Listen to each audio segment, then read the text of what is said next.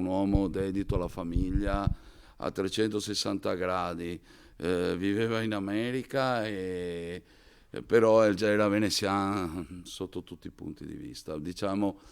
Eh, diciamo il vero italiano che lavora, lui era il vero italiano, il veneziano che lavora all'estero. Così Domenico ricorda il suo amico Andrea Bullo, che ha perso la vita insieme al figlio tredicenne Dan in un incidente d'auto a Woodland Hills, nel distretto di Los Angeles. Tornando da una cena sono stati tamponati da una vettura sopraggiunta a forte velocità. Il serbatoio ha preso fuoco esplodendo immediatamente senza lasciargli scampo. Lievi ferite per l'altro conducente, arrestato con l'accusa di guida in stato di ebbrezza.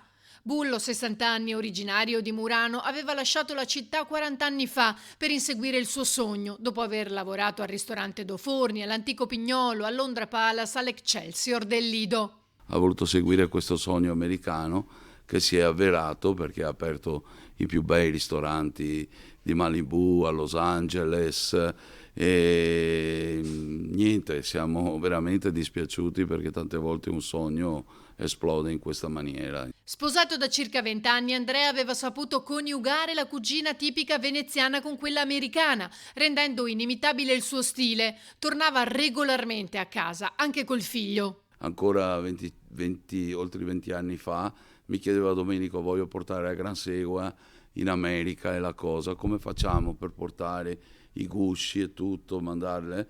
Questa era la cosa. Lui veniva spesso e l'ultima volta l'ho visto proprio col suo bambino ed era felicissimo, era seduto che mangiava da me, ma lui ha suo figlio anche che è nato in America, lo voleva far sentire veneziano, de Muran, lo portava col barchino in giro. Andrea sarebbe tornato anche tra qualche giorno per prendere la mamma ottantenne e portarla con lui in California a trascorrere la festa del ringraziamento, ma la sua vita si è fermata lungo quella strada, lasciando un enorme vuoto in chi lo conosceva.